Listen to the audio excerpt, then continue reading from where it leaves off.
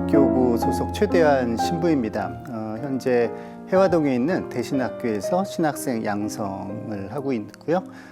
교육 담당으로 있습니다. 둘레 특강에 이렇게 초대를 받아서 4번에 걸쳐서 여러분들과 함께 좀 편안하게 철학자들과 또 영성에 관한 어떤 그런 관계들을 같이 좀 이야기해 보려고 하는데요. 그래서 전체 제목을 우리 시대의 철학자들에게서 만나는 영성의 길 이렇게 한번 잡아봤습니다.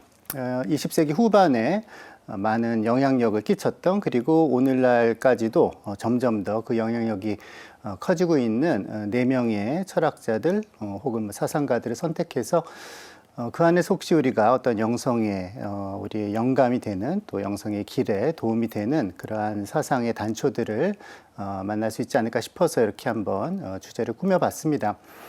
4명의 철학자들은 어떤 철학자들은 되게 좀 성서적인 그리고 신학적인 전통 하에서 자신의 철학을 하는 인물도 있을 것이고요. 또 어떤 인물은 오히려 조금 그 세속적인 그러한 이 세계의 내적인 그러한 철학하는 인물도 있지만, 그러나 모든 철학자들이 우리들에게 많은 영감을 주리라고 생각이 듭니다. 특히 우리 이제 시노달리타스의 그 시대를 우리가 살아가고, 또 시노달리타스를 우리 안에 이제 체화시키는 이러한 여정을 걷고 있는데, 이 4명의 철학자들 모두가 타인에 대한 그러한 문제들, 그리고 이 세계 안에서 우리가 어떻게 살아갈 것인지, 그리고 이 세상 안에서 우리가 선한 영향력을 서로 주고받으면서 살기 위해서는 어떤 덕목들이, 또 어떤 자세들이 필요한 것인지를 우리에게 전해주고 있어서 저희 영성에 있어서도 도움이 되리라고 생각됩니다. 물론 영성이라는 것은 하느님의 영에 따라 사는 그러한 삶이고요. 어떤 사상이나 철학이나 이념들이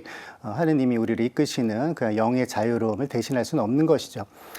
교회가 전통적으로 은총과 자유가 함께, 은총과 인간의 본성이 함께 어우러질 때 우리가 올바른 애덕의 삶을 살 수 있다는 것을 가르치는 것처럼, 비록 하느님의 영을 따라가는 것이 영적인 삶이고 영성이지만, 그 하느님의 영을 수용하는 우리의 덕목을 키우는 데 있어서는 건강하고 또 우리에게 영감을 주는 철학들이 많은 도움이 되리라고 생각이 듭니다.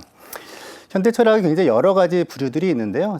이번에 4주에 걸쳐서 소개할 철학자들 이름은 오늘 같이 함께 보실 한나 아렌트, 그리고 다음 주에 만날 엠마누엘 레비나스, 그리고 이어지는 시몬 베유, 또 미셸 드 세르토, 이 모두가 우리가 이 다른 사람들을 보는 관점을 어떻게 해야 될 것인가, 그리고 우리가 이 세계에 대한 관점을 어떻게 할 것인가, 즉 자기 중심적이고 어떻게 보면은 이기주의적인 관점에서부터 타인과 함께 소통하고 타인을 향해 헌신하고 또 타인의 입장에서 서서 세상을 바라보는 그러한 지혜를 가르치는 철학자들이기 때문에 시노달리타스 시대에 좀 어울린다고 생각이 듭니다. 그래서 4명의 철학자들을 오늘부터 한 명 한 명 이렇게 학문적으로 너무 어렵게 한다기보다는요, 그 철학자들이 전해주는 몇 가지 이야기들을 우리가 들으면서 우리에게 좀 영감으로 삼았으면 좋겠습니다. 그 강의를 들으시는 분들도 철학이라고 해서 너무 이렇게 긴장을 하시거나 어렵다고 생각하지 마시고요. 이렇게 들어보시면서 나한테 오늘 이런 얘기는 좀 마음에 남는구나, 이런 것들은 이런 개념들은 혹은 이러한 생각들은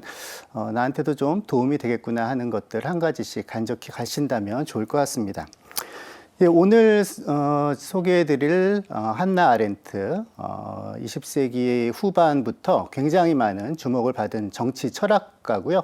아마도 지금 시점에서 우리나라에서 가장 많이 연구되고 또 언급되는 서양 현대 사상가라고 해도 과언이 아닐 것입니다. 한나 아렌트는 1906년에 태어나서 1975년에 사망을 했고, 유대인이고요. 그리고 독일인이었지만 2차 대전 때 유대인 박해 때문에 미국으로 망명을 해서 유대계, 독일계, 미국 철학자로 이렇게 공식적으로 분류가 되고 있습니다. 한나 아렌트는 원래는 이제 그 일반적인 보통 이제 철학을 했죠. 그러니까 좀 사변 철학이라고 할 수 있을 텐데, 아우구스티누스의 사랑의 개념이라는 그러한 주제로 하이데거에게서도 사살을 했고 마침내 그 야스퍼스에게 박사학위를 했죠. 그 이후에 그 독일 내의 그 반유태주의가 강해지면서 레지스탕스에 뛰어들고 그리고 마침내 생명의 위협도 여러 번 겪고요. 이제 미국으로 망명할 때까지 이런 정치적인 격변기에서 더 이상 어떤 사변적이고 혹은 어떤 강단 철학에 머무는 것이 아니라 이러한 비극이 온 근원은 어디에 있는가? 이런 주제를 다루면서 정치 이론가로 변신했다고 할 수 있겠습니다. 한나 아렌트를 유명하게 한 책이 이제 그 두 권의 책이 있는데요. 첫 번째 책은 프랑스 망명 시기 때부터 준비했던 히틀러나 혹은 스탈린으로 대표되는 20세기 어떤 가장 큰 비극이죠. 그 전체주의의 그 기원은 무엇인가에 대한 탐구를 그치지 않았고요. 그래서 이제 전체주의의 기원이라는 책을 이제 그 발간하게 됐습니다. 이 책을 통해서 굉장히 이제 유명해졌죠. 이 전체주의의 기원이라는 책에서 이제 한나 아렌트가 탐구한 그 여러 가지 논제들은 사실은 오늘날까지도 새롭게 주명이 되고 새롭게 발굴이 될 정도로 굉장히 시대를 앞선 작품이라고 할 수가 있겠습니다. 그 당시에 이 작품을 통해서 이제 한나 아렌트가 굉장히 그 사상계의 주목을 받았고 이어서 역시 굉장히 뛰어난 정치 철학서이기도 하고 또 한편으로 한나 아렌트의 가장 주저라고도 할 수 있는 그 한나 아렌트가 그 독일에서 공부했던 철학사의 어떤 정통한 그러한 면모가 잘 드러나는 인간의 조건이라는 작품을 통해서 이제 한나 아렌트의 어떤 그 위상이 공고해지게 됩니다. 1958년에 인간의 조건이라는 작품을 내놓으면서 이제 사상계의 아주 중요한 인물로서 자리매김하게 되었고요. 그렇지만 무엇보다도 한나 아렌트를 유명하게 한 것은 그 유명한 아이히만 재판을 뉴요커라는 잡지에서 이렇게 취재를 해달라는 그런 요청을 받고 몇 번에 걸쳐서 뉴요커의 그 에세이를 연재를 하고 그것을 책으로 묶어서 낸 예루살렘의 아이히만이라는 작품으로 뭐 전 세계적으로 굉장히 유명한 인물이 됐죠. 물론 그걸 통해서 한나 아렌트가 개인적으로 많은 고초를 겪기도 했습니다. 뭐 지금 읽어봐도 사실 조금 오해받을 부분들이 많이 있는 작품이기 때문에 그 당시에는 그 작품을 둔 어떤 그 여러 가지 경론들이 거의 스캔들에 가까운 것을 우리가 충분히 이해를 할 수가 있는데 뭐 예루살렘의 아이히만을 두고 일어난 여러 가지 사건들에 대해서는 몇 편의 영화를 통해서도 잘 설명되어 있기 때문에 아마 그런 거 보시면 될 것 같습니다.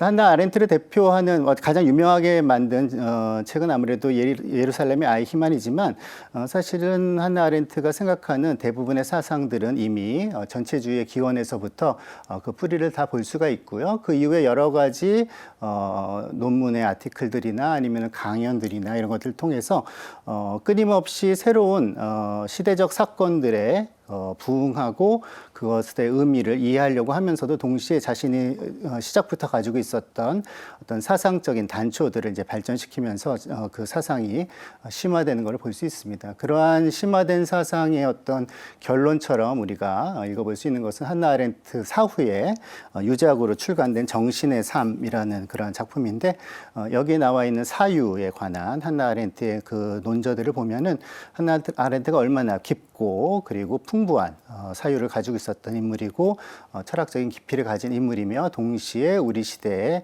얼마나 절실한 그 문제의식을 가진 인물인지를 볼 수가 있습니다.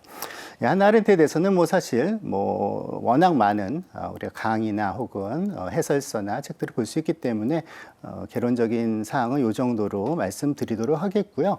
오늘 제가 이제 말씀드리고 싶은 내용들은 우리가 신앙인으로서 한나 아렌트의 사상 중에서 조금 우리의 영성 생활에 혹은 우리의 신앙 생활에 혹은 그리스도인으로서의 어떤 윤리적 삶에 도움이 되고 좀 참조할 만한 내용들 세 가지 정도의 개념만 간략하게 말씀드리면서 우리 자신을 한번 비춰보는 시간을 가져보려고 합니다. 한나 아렌트의 굉장히 중요한 개념들이 여러 가지가 있는데요. 그 중에서도 한나 아렌트 하면은 첫 번째로 생각해 볼 수 있는 개념이 바로 탄생성입니다.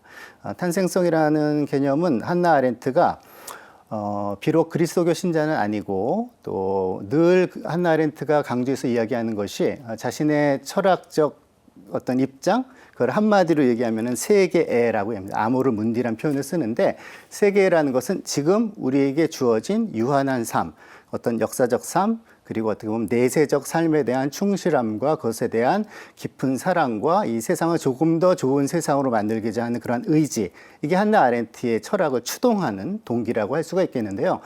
이러한 동기에 어떻게 보면은 반대편에 있다고도 할 수 있는 것이 특히 이제 중세 때 있었던 그리스도교적인 사상 중에서 이 세상을 약간은 어떻게 보면은 경시한다고 할까, 혹은 이 세상을 좀 중요하게 생각하기보다 이 세상을 중요하게 생각하기보다는 이제 천국의 삶을 중요하게 생각하는 이제 한나 아렌트가 보는 관점에서는 좀 염세적인 관점, 혹은 세계의 경멸이라고 하는 그러한 것이 이제 한나 아렌트는 좀 그리스도교적 사상의 어떤 근저라고 생각을 했던 것이죠.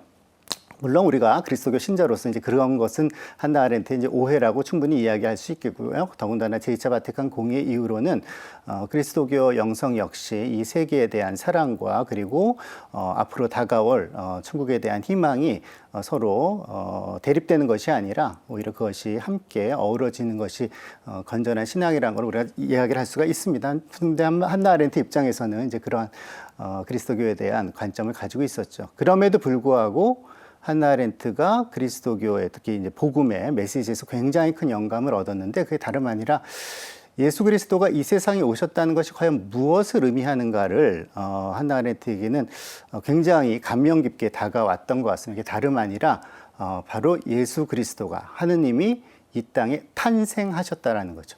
그러니까 인간이 가지고 있는 가장 중요한 인간의 본성은 무엇인가?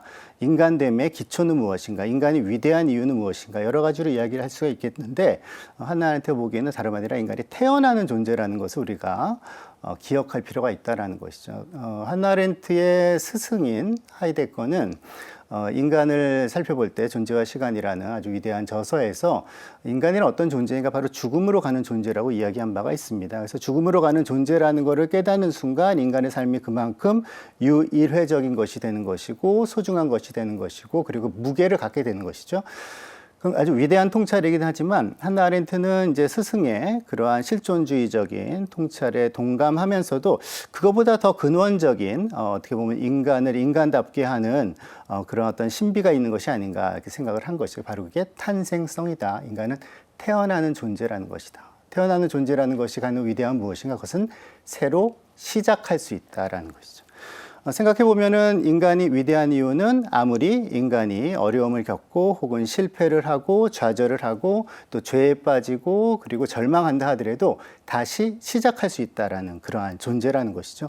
그래서 인간의 시작할 수 있는 능력을 과소평가하는 순간 사실은 인간의 존엄이라는 건 사라지는 것이고요. 그 인간에 대해서 어떤 경우도 그 인간이 다시 시작할 수 있다는 것, 그 위대한 시작점이 될 수 있는 것을 기억하고 인정하는 순간 각 개개인은 위대한 존재가 된다는 게 한나 아렌트의 뛰어난 직관이었다고 생각이 듭니다.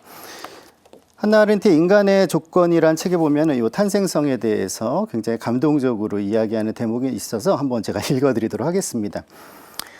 인간사의 영역인 세계를 정상적이고 자연적인 황폐화로부터 구원하는 기적은 결국 다름 아닌 탄생성이다.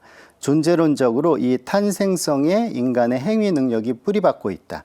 다시 말해 기적은 새로운 인간의 탄생과 새로운 시작, 즉 인간이 탄생함으로써 할 수 있는 행위다. 이 능력을 완전히 경험하는 것만이 인간사에 희망과 믿음을 부여할 수 있다. 이 세계에서 믿음을 가질 수 있고 이 세계를 위한 희망을 가져도 된다는 사실을 표현하는 가장 웅장하면서도 간결한 말은 사실은 복음서가 기쁜 소식을 천명한 그 말에서 발견할 수 있다. 한 아이가 우리에게 태어났도다. 예, 몇 가지 이제 사상적인 배경이 필요한 그러한 그 인용이긴 했는데요.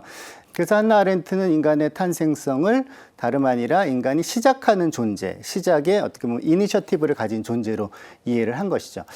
그렇지만 우리가 이제 오해를 하지 말아야 되는 것이 그렇다면 시작할 수 있는 존재라고 해서 무엇이든지 다 할 수 있는 존재인가? 근데 그건 아니죠. 그 한나 아렌트는 누구보다도 그걸 잘 알고 있었습니다. 그래서 조금 전에 읽어드린 그 구절의 앞에를 보면은 사실은 다 인간이 가지고 있는 그 한계들을 이야기합니다. 인간이란 것이 인간의 삶을 스스로 다 예측할 수도 없는 것이고 생각하지 못하는 그런 어떤 우연적인 그런 사건들이 다가오기도 하고 예기치 못한 불행이 우리의 삶을 절망으로 이끌기도 하고 또 과거에 우리가 지은 작은 잘못이나 어떤 실패나 이런 것들 때문에 끊임없이 과거에 발목이 잡혀 있는 그러한 존재이기도 하고, 이러한 것들이 소위 말하는 인간의 조건이자 인간의 한계인 것이죠. 이러한 인간의 한계를 그리스인들은 굉장히 잘 알았고, 고대 그리스의 비극을 보면 그러한 인간 한계에 대한 아주 위대한 문학적인 서사들이 등장합니다. 그러나 이제 아렌트가 이야기하는 것은 그러한 인간의 한계에도 불구하고 인간의 조건은 그러한 인간의 한계에만 있는 것이 아니라 그 한계 안에서 그럼에도 불구하고 무엇인가 의미 있는 것들을 새롭게 시작할 수 있는 탄생성에 있다라고 얘기를 하는 것이죠. 그 시작의 대표적인 것들을 예를 들면 우리가 인간이 용서할 수 있다는 거, 혹은 인간이 약속할 수 있다는 거, 이런 것들을 한 예로 들고 있습니다. 인간의 용서나 인간의 약속이나 이런 것들을 넓은 의미에서 얘기하면 그걸 우리가 행위라고 합니다. 그래서 한나 아렌트의 인간의 조건이란 책이 이제 독일어판으로 나왔을 때 원래 한나 아렌트가 이제 제목을 붙이려고 했다는 거라고 전해지고 있는데요. 비타 악티바, 즉 활동적 삶이라고 붙어져 있습니다. 활동적 삶이란 건 다름 아니라 행위인데요. 뭐 시간이 짧기 때문에 자세하게 말씀드리기 어렵습니다만, 아무튼 고대의 윤리학에서는 인간을 인간답게 하는, 인간을 말하자면 어떤 다른 동물이나 혹은 그냥 여타의 사물과 다르게 구별하게 할 수 있는 것은 단순히 본능에 따른 욕구를 충족시키는 삶이 아니라 의미 있는 행위를 한다는 것이죠. 행위는 자신의 판단과 그리고 결단이 함께 동반되는 그러한 활동이고요. 그러한 행위를 통해서 인간은 인간답게 자기 자신을 드러내는데, 한나 아렌트는 그 행위가 가지고 있는 본질을 인간이 스스로 시작하는 것에서 이야기를 하고 있습니다. 인간이 스스로 시작할 수 있다는 것, 그것이 사실은 행위를 통해서 드러나는 것이고, 폭력이 아니라 행위를 통해서 우리의 공동체를 만들어가고, 폭력이 아니라 행위를 통해서 우리의 공동체가 가지고 있는 어떠한 역량을 형성해가고, 그리고 상호작용을 하고, 이런 것이 바로 인간의 삶이자 인간의 세계라고 얘기를 하는 것이죠. 그래서 한나 아렌트는 인간이 탄생성을 가진 탄생성 안에 있는 존재이고, 그래서 행위를 시작할 수 있는 존재라는 것으로부터 무엇을 유추하는 것이냐면은 바로 인간이 서로 공존할 수 있는 세계를 함께 가질 수 있다는 걸 이야기하고 있습니다. 철학에서는 그 세계라는 것과 생명 현상이라는 걸 좀 구분을 하는데요. 뭐 현대 사상가 중에 이제 조르주 아감벤 같은 철학자들이 이제 현대 사회를 얘기할 때 더 이상 세계를 갖지 못하는 것이 아니라 생존에만 급급한, 비록 물질적인 풍요가 있다 하더라도 근본적으로 생명 현상에만 머무는 그러한 삶의 유형들을 많이 이렇게 비판을 하는 걸 볼 수가 있는데, 한나 아렌트는 벌써 몇십 년 전에 그거에 대한 어떻게 보면 예지를 가졌다고 할 수 있겠습니다.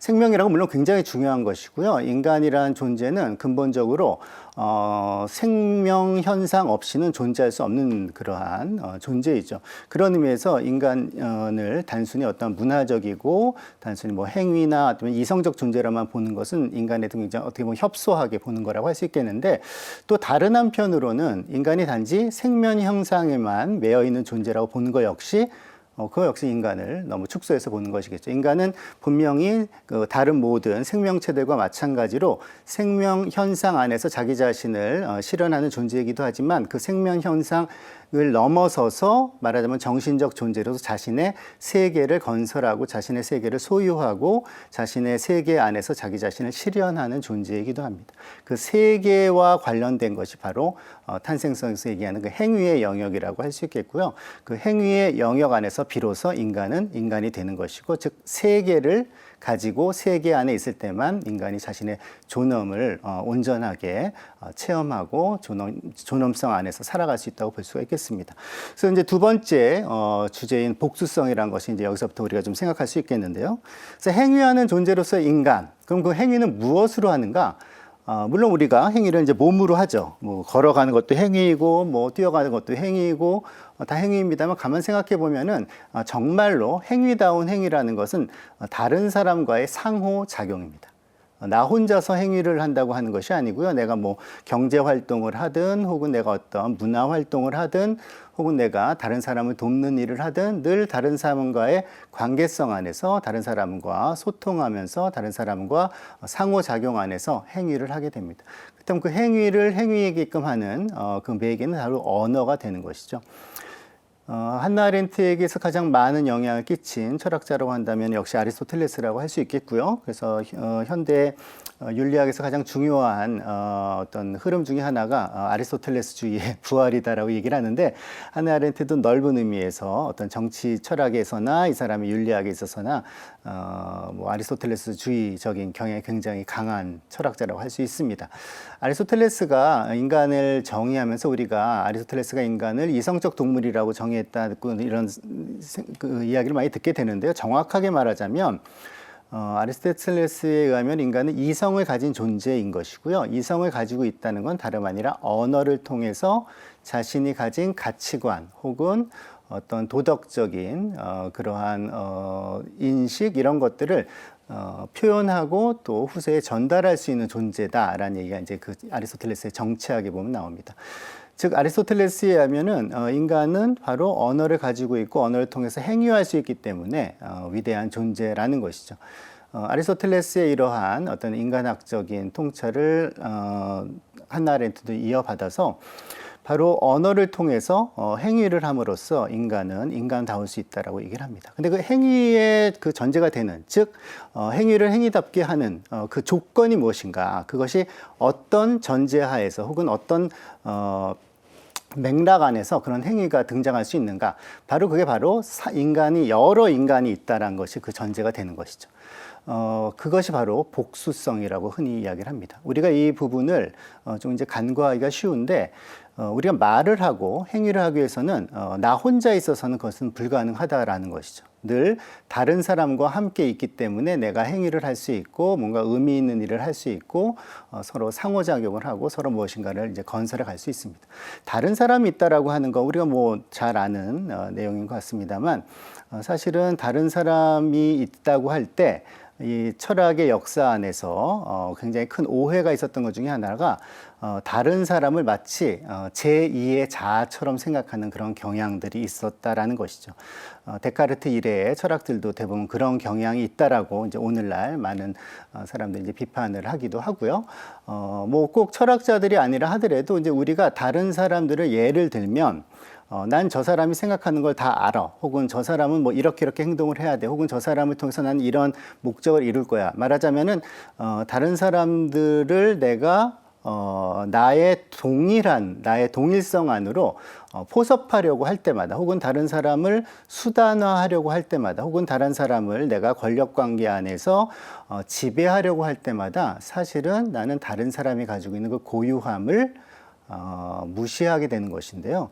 바로 이것이 행위이게끔, 즉 인간이 그 모든 탄생성을 지닌 인간들이 서로가 서로에게 그 의미 있는 상호작용을 하지 못하게 하는 하나의 장애물로 등장한다고 이야기를 할 수 있겠습니다. 그래서 한나 아렌트가 제시하는 바는 우리가 행위를 통해서 인간이 자기를 실현하기 위해서는 먼저 타자를 타자로서 인정하는, 즉 나와 완전히 다른 존재이고 내가 그 다른 존재를 대신할 수 없다라는 것을 인정하는 게 중요하다는 것이고요. 그게 바로 복수성이라고 얘기합니다. 인간은 바로 복수성의 세계 안에 살고 있다라는 것이죠. 우리가 이제 복수성에 해당되는 단어 플루라리티라고 얘기를 하는데, 흔히 우리가 많이 듣는 단어 중에서 이제 다원주의라는 얘기를 많이 듣기도 합니다. 플루라리즘이랑 이제 다원주의라고 보통 번역을 많이 하는데 조금 이제 오해의 소지가 있는 것이죠. 다원주의라고 할 때는 이제 어떤 우리가 진리 요구가 있을 때 뭐가 참이냐 할 때 그 진리가 여러 가지가 있다, 이런 맥락에서 보통 다원주의라고 얘기를 하고요. 그런 의미에서 다원성이라는 말 대신에 이제 복수성이라는 말을 쓰고 싶은데요.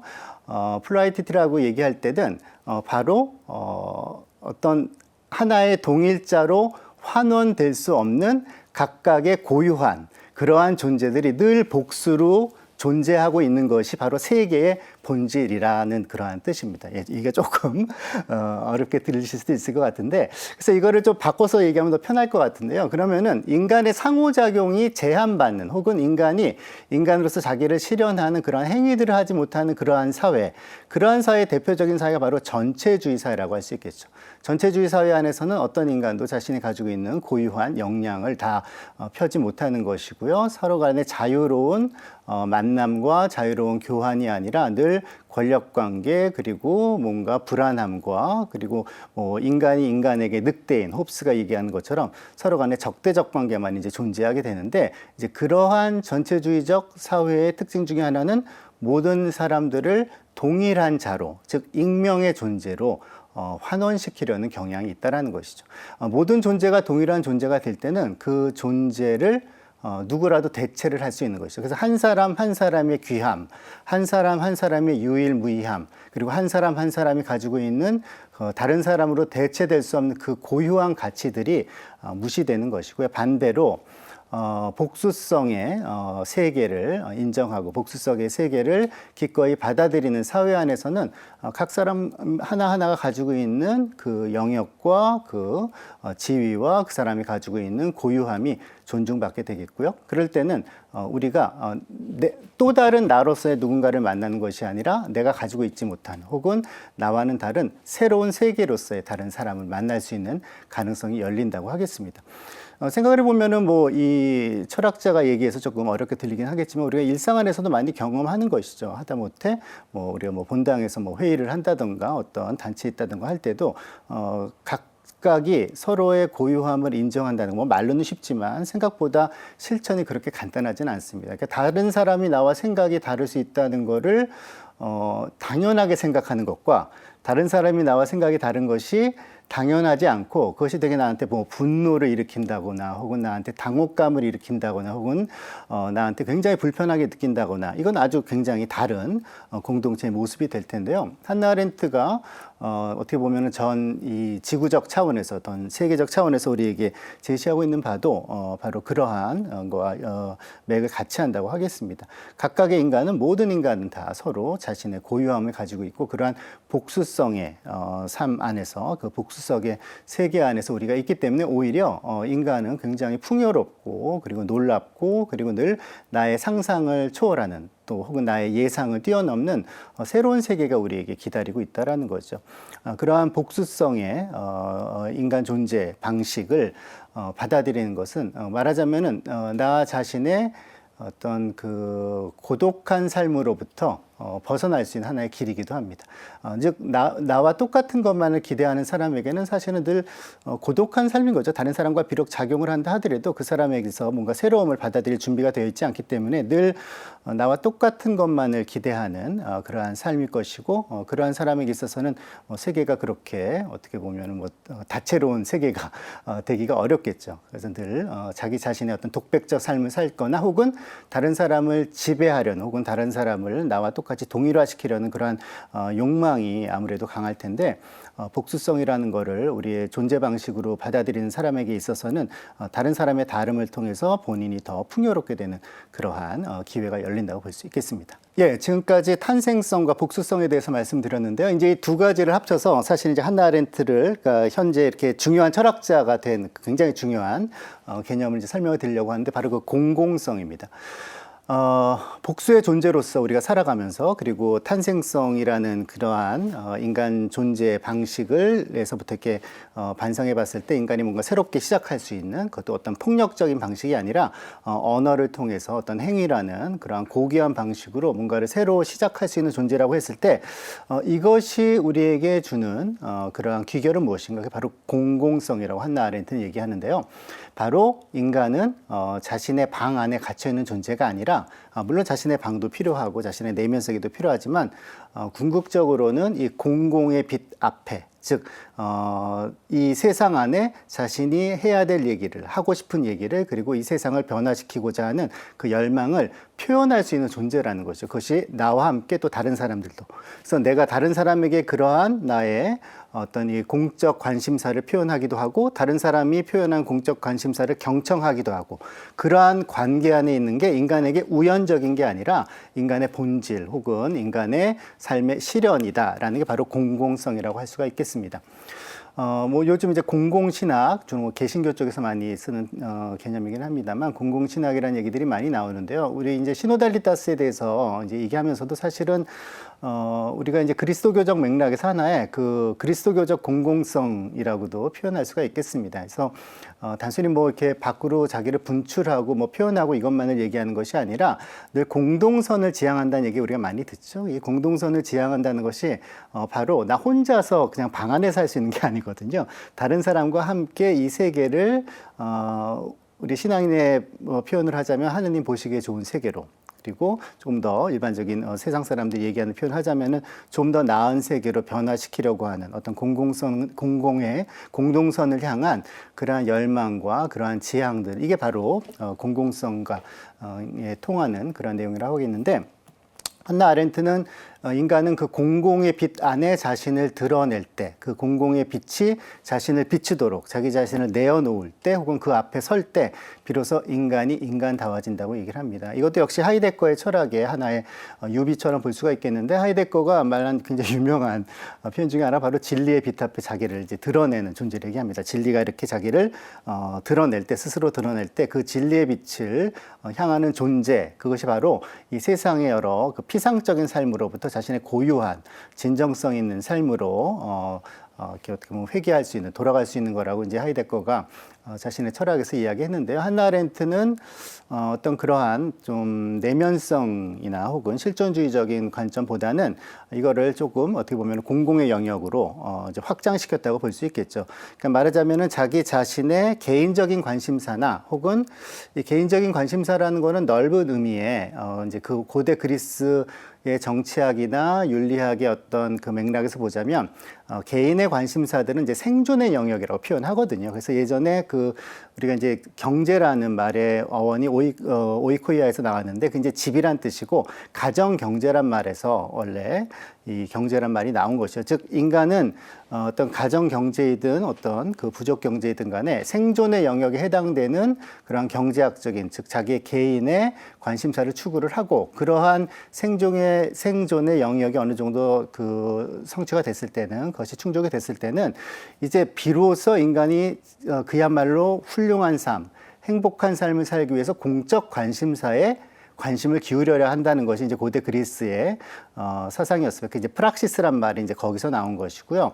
한 인간이 자신을 실현하기 위해서는 자신의 개인의 관심사에만 몰입해서는 안 되고 공적인 삶, 즉 나만이 아니라 다른 사람에게도 유익을 줄 수 있는 일들에 열의를 가지고 그 안에서 보람을 느끼고 그것들을 또 참여해서 단순히 그 구계자로서가 아니라 거기에 참여할 수 있는 시민으로서의 자신의 어떤 존재의 의미, 그리고 자신의 어떤 능력을 확인할 때, 그때 비로소 인간이 자신의 그 가장 높은 차원의 그 충만함을 느낀다고 얘기를 했는데, 근데 한나 아렌트도 넓게 보면 그러한 고대 그리스의 덕 철학의, 덕 윤리의 관점과 통한다고 할 수 있겠습니다. 그래서 이제 공공의 비단에 자신을 드러내라 하는 게 이제 공공의 영역 안에서 자기 자신의 의사 표현을 하고 그리고 이 세상을 더 좋은 쪽으로 변화시키도록 이제 나서는 것이 이제 한나 아렌트가 우리에게 촉구하는 바인데요. 그러면서 이제 그 어떤 생존의 영역에 해당되는 그 노동의 세계와 이제 좀 구분이 되는 이른바 공공장이라는 그러한 개념을 한나 아렌트가 굉장히 선구적으로 이야기를 했습니다. 이제 공공 영역 혹은 뭐 이렇게 표현할 수 있겠는데, 이 개념을 나중에 뭐 현재도 생존하고 있는 가장 유명한 철학자라고 하겠죠. 위르겐 하버마스가 자신의 최초의 주저라고 할 수 있는 공공장의 구조 변동이라는 책을 낼 때 명시적으로 한나 아렌트로부터 받은 어떤 그 영감에 대해서 감사를 표현하기도 했다고 하는데요.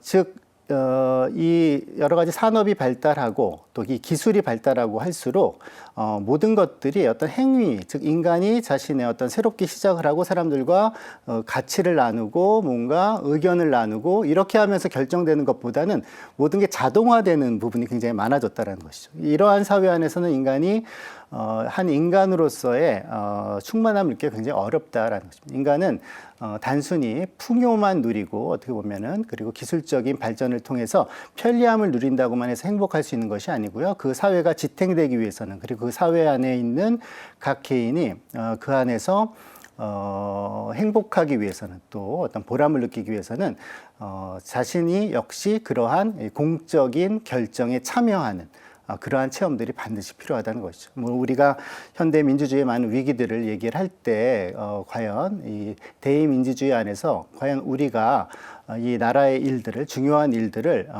결정하는데 얼만큼 실제적으로 참여할 수가 있는가 이런 문제들을 이제 많이 우리가 토론을 하고 있는데요. 한나 아렌트 역시 그러한 문제들을 굉장히 선구적으로 지적했다고 할 수 있겠습니다. 그래서 한나 아렌트는 60년대 이후부터 이러한 공공장에서의 각 개개인이 어떻게 거기에 참여할 수 있는가에 대해서 굉장히 심도 있는 사유와 또 그리고 실천을 해온 인물이 바로 한나 아렌트라고 할 수 있겠고요. 그래서 이 공공장의 영역에서 공공성의 영역에서 굉장히 중요한 문제 중에 하나가 이 공공성에 참여하는 각 개인의 즉 복수성을 지닌 각 개인의 참여가 저하됐을 때는 혹은 그것이 가로막혔을 때는 어떤 귀결이 오는가. 사실 한나 아렌트의 표현에는 그것이 바로 전체주의의 시작이라고 얘기를 하는 것이죠. 물론 히틀러나 혹은 스탈린 같은 그런 아주 참혹하고 극단적인 수준의 전체주의가 나타나지 않는다 하더라도 넓은 의미에서는 각 개인의 고유성이나 각 개인이 가지고 있는 새로 시작할 수 있는 행위할 수 있는 존재로서 각 개인이 가지고 있는 역량이 존중받지 못하는 그러한 사회가 된다는 것. 그것이 사실은 어떤 의미에서는 전체주의적인 그런 요소를 가지고 있다고 볼 수 있겠습니다. 아무리 풍요한 사회라 하더라도 그러한 전체주의적인 요소들이 있을 때 각 개인이 가지고 있는 내적 역량들은 이제 자라나기가 어려운 것이고요. 인간이 자기 자신을 실현할 수 있는 가장 위대한 방식인 행위라는 것들은 어떤 노동이라든가 혹은 향락이라든가 향유라든가 이런 거에 이제 뒷전으로 밀린다는 것이 한나 아렌트의 이론이라고 하겠고 많은 부분에 있어서 많은 사람들이 공감할 수 있다고 생각이 듭니다. 그래서 한나 아렌트 하면은 이 공공성과 대치되는 그러한 현상이 바로 고독과 외로움이라고 얘기하는데 물론 고독과 외로움 중에서도 좋은 자기 자신의 내면을 살펴보는 그러한 고독도 있지만 각 개인을 고립시키는 그러한 의미의 사실 외로움이나 고독 같은 것도 우리가 생각해 볼 수가 있습니다.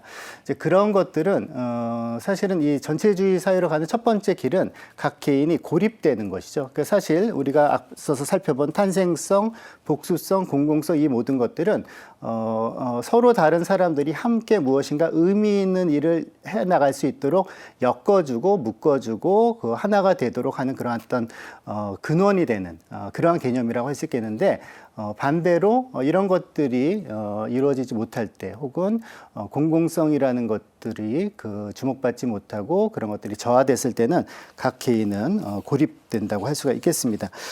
이미 전체주의의 기원에서 한나 아렌트가 여기에 대해서 굉장히 중요한 고찰을 하고 있는데 우리가 정치 영역에서 고립이라고 부르는 것은 사회교제의 영역에서는 외로움이라고 불린다. 고립과 외로움은 동일하지 않다. 나는 외롭지 않으면서도 고립될 수 있다. 즉 나는 나와 함께 행동할 사람이 아무도 없기 때문에 행동할 수 없는 상황에 처해 있다. 마찬가지로 나는 고립되지는 않았지만 외로움을 느낄 수 있다. 고립은 인간들이 공동의 관심사를 추구하면서 함께 행동하는 삶의 정치 영역이 파괴되었을 때 그들이 내몰린 막다른 골목을 말한다. 이 고독이라는 것이 심화됐을 때는 굉장히 쉽게 어떤 선동이라든가 혹은 좀 더 악화된 전체주의적 사회로 흘러갈 수 있는 가능성이 있다고 얘기를 합니다. 최근에 들어서 한나 아렌트가 많이 읽히는 이유 중에 하나가 트럼프 이후에 전 세계적으로 보이는 이른바 그 포스트루스 시대에 많은 양상들이 한나 아렌트가 얘기하는 것과 통하기 때문인 것이죠. 조금 더 읽어드리겠습니다. 고립은 단지 삶의 정치 영역에만 관계가 있는 반면 외로움은 인간의 삶 전체와 관계가 있다. 모든 압제 전체와 마찬가지로 전체주의 정부도 분명 삶의 공적 영역을 파괴하지 않고서는 즉 인간을 고립시킴으로써 그들의 정치 능력을 파괴하지 않고서는 존재할 수 없다. 그러나 통치 형태로서의 전체주의 지배는 이 고립으로 만족하지 않고 사생활도 파괴한다는 점에서 새롭다. 전체주의 지배는 고독에 세상에 소속되지 않는다는 경험에 기반을 둔다. 그런데 이 경험은 인간이 가질 수 있는 가장 극단적이고 가장 절망적인 경험이다. 고독은 전체주의 정부의 본질인 테러의 공통된 토대이며 전체주의의 집행인과 희생자를 준비하는 이데올로기나 논리적 타당성의 공통된 토대이다. 예, 한나 아렌트가 여기서 얘기하는 것은 사실은 그 공공성과 복수성이라는 인간이 자기 자신의 행위를 통해서 다른 사람들과의 그 건강하고 생산적인 그리고 서로를 존중하는 상호작용을 통해서 이 세상을 변화시켜가는 그러한 효능감을 체험하지 못할 때 그 고독감과 외로움을 느낀다는 것이죠. 고독감과 외로움의 본질은 인정받지 못하고 사랑받지 못한다는 어떤 심리적인 기제도 있지만 동시에 뿌리 뽑힘의 체험이기도 하고요. 그렇다면 이 세계 안에 자신의 자리가 없다는 것이죠. 이 세계를 갖지 못하는 사람은 행위를 할 수 없다는 것이 지금까지 말씀드린 것처럼 한나 아렌트의 그 논지였고요. 그것은 사실은 굉장히 많은 부분에서 설득력이 있다고 생각이 듭니다. 이제 마지막으로 이 공공성과 연관해서 그렇다면은 각 개인이 살아가다 보면 그 뭐 세계의 체계에서도 그럴 수가 있고요. 어떤 세상이 흘러가는 그러한 흐름 때문에 혹은 너무 바쁘고 또 어떻게 보면 사람을 효용 가치로만 보고 그리고 어떻게 보면 노동이나 혹은 어떤 생산에만 집중이 돼 있고 또 각 개인은 개인적인 소비나 혹은 향락이나 이런 거에만 관심이 있고 뭐 이렇게 됐을 때 한나 아렌트가 이상적인 인간의 삶의 방식이라고 생각한 비타 악티바라고 얘기하는 그러한 인간이 가치를 공유하고 그리고 세상을 좀 더 나은 세상으로 변화시키는 행위와 어떤 공공성이 더 이상 우리 삶 안에서 찾아보기 힘들어졌을 때 그렇다면 어떻게 그 길로 돌아올 수 있는가? 사실은 이게 더 중요한 질문이라고 할 수 있겠죠. 우리가 현상을 진단하는 것은 물론 중요합니다만 이제 현상을 진단하는 것만으로 우리가 만족할 수는 없는 것이고 그 현상으로부터 그럼 어떻게 우리가 그것을 극복할 수 있는 길을 찾을 것인가? 이게 이제 질문이라고 하겠는데 근데 여기서 이제 한나 아렌트의 말년까지 고민이 있었다고 보입니다. 그리고 그 단초들은 사실은 이미 전체주의 기원을 포함한 초기 저서에도 다 등장하는데요. 다름 아니라 한나 아렌트는 그때까지의 철학들이 일반적으로 얘기하는 행위가 아니라 인간의 내면을 탐구하는 어떤 자아 성찰에만 몰두하는 거에는 물론 비판적으로 봤으나 한편으로는 이 행위를 중심으로 한 인간의 고귀한 활동적 삶이 저하됐을 때 그 인간이 올바르게 행위하고 또 자신의 본연의 활동적 삶으로 되돌아오고 그것을 복원시킬 수 있는 유일한 방법을 바로 사유라고 생각을 했습니다. 그건 사실 다시 철학의 영역이 되는 것이죠. 그래서 되게 역설적으로 인간은 외롭고 고독할 때 자신의 세계를 잃게 되지만 자신의 세계로 돌아오기 위해서는 스스로 선택한 고독의 시간이 필요하기도 하다. 즉 휩쓸려 다니는 삶이 아니라 자기 스스로 자신의 삶을 돌아보면서 다른 사람과 똑같이 생각하는 것이 아니라 나의 고유한 생각을 가다듬는 그러한 시간이 필요하다라고 얘기합니다. 이게 바로 사유라고 하고요. 굉장히 시적인 표현을 하는데 바로 사유의 바람이 우리 안에 있을 때 비로소 우리는 활동적 삶으로 돌아갈 수 있는 그러한 기회를 얻는다라고 이제 표현을 하고 있습니다. 그러면서 여러 책에서 이 키케로가 뭐 원래는 카토가 했다는 얘기라고 하는데 키케로가 그 공화국에서 인용하고 있는 구절을 한나 아렌트가 되게 즐겨서 여러 번 언급하고 있습니다. 그 뭐냐면은 그는 홀로 있을 때보다 덜 외로운 적은 없었다라고 얘기하는데요. 바로 인간에게는 때로는 스스로 선택한 고독 내지는 외로움을 통해서 자기 자신과 대화하는 시간이 필요하다라는 것이죠. 즉 자기 자신과의 대화를 통해서 비로소 인간은 대화하고 그리고 뭔가 상호작용을 하고 가치를 나누는 것이 나에게 가장 행복하고 그리고 중요한 일이라는 그 감각을 다시 되찾을 수가 있다는 것입니다. 예, 시간이 많이 지나서 뭐 길게 말씀드리기 조금 어렵습니다만 그래도 조금 부언을 해드리자면은 한나 아렌트의 마지막 저서 이름이 한나 아렌트가 죽은 후에 한나 아렌트의 이제 그 벗들이 이제 정리해서 낸 책인데 바로 정신의 삶입니다. Life of the Mind라고 되어 있는데 여기서 이제 한나 아렌트는 인간이 가지고 있는 세 가지 정신적 그 차원을 이야기합니다. 사유, 의지, 판단 이 세 가지의 정신적 차원의 인간의 능력들을 고찰하면서 아까 지금까지 우리가 살펴본 것 같은 인간이 활동적 삶이 좌초됐을 때 그 활동적 삶으로 다시금 활동적 삶을 복원할 수 있는 그러한 잠재력 혹은 그러한 역량을 인간이 가지고 있는 정신적 차원의 능력에서부터 살펴보는 것이죠. 그 중에서도 그 사유라는 것이 굉장히 중요한데요. 이제 thinking이죠, 영어로는. 그리고 이제 독일 말로 한나 아렌트 원래 이제 독일어권 철학자였으니까 이제 덴켄이라는 얘기를 하는데 현대인들은 놀라울 정도의 지적인 발전들을 어떻게 보면 총체적인 의미에서 이 집단 지성적으로 도달했다고 볼 수가 있겠죠. 그래서 어마어마한 지식을 축적하고 있고, 그리고 사실관계에서 그것들을 파악하고 그 지식을 획득하는 데 있어서는 더할 나위 없이 유능하고 거기에 최적화되어 있다고 할 수 있겠습니다. 그러나 각 개인이 자신의 삶에서 과연 무엇이 옳고 무엇이 틀린 것인지, 그리고 자신의 삶에서 무엇이 중요하고 무엇이 부수적인 것인지, 그리고 과연 우리의 인생에 있어서 삶이 어느 방향으로 가야 되는 것인지, 여기에 대해서는 고유한 자신이 그것에 대해서 생각하고 그것을 또한 다른 사람과 나눌 수 있는 그러한 준비가 되어 있지 못한다는 것이죠. 그게 바로 사유의 부재라고 이야기를 합니다. 한나 아렌트의 가장 유명한 저서인 예루살렘의 아이히만에서, 예루살렘에서 아이히만이 그 아우슈비츠에서 저지른 어마어마한 악에 대해서 한나 아렌트가 굉장히 좀 도전적인 그 논제를 제시를 하죠. 어떤 악을 신비화시키거나 혹은 악을 절대화시키거나 악을 악마화시키는 대신에 어떤 면에서는 그냥 성실한 가장인 것처럼 보이기도 하고, 또 어떤 면에서는 그냥 위에서 떨어지는 명령을 수행하기만 했던 것 같은 아이히만이 어마어마한 이 죄를, 악덕을 저지른 악마 같은 존재가 되게 한 그 근원은 무엇인가 했을 때 한나 아렌트가 남긴 유명한 말은 바로 무사유라고 해요. 사유할 줄 모르는 존재라는 거죠. 사유할 줄 모르는 존재는 과연 지금 나에게 주어진 이 상황에서 이 상황이 과연 옳은 것인가, 혹은 이것이 과연 내가 도덕적으로 할 수 있는 것인가, 그리고 인간으로서 이것을 할 수 있는 것인가에 대한 올바른 판단을 할 수가 없다라는 것이죠. 사유할 수 없는 존재는 자신의 삶에 있어서 올바른 행위를 할 수 없다는 것이 한나 아렌트의 결론이고, 그 아이히만이라는 조금 이제 극단적인 그러한 예를 보면서 무사유야말로 인간이 범할 수 있는 그 모든 악덕의 근원이다라고 얘기를 하고 있습니다.